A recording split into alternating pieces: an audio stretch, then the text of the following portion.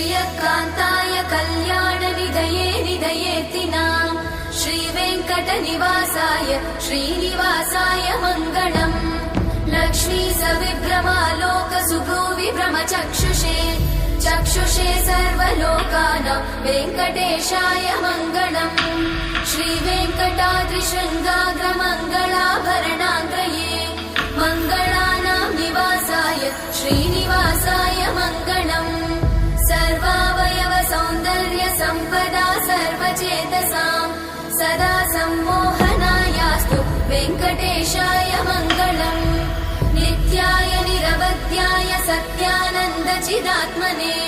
सर्वान्तरात्मने श्रीमद् वेङ्कटेशाय मङ्गलम्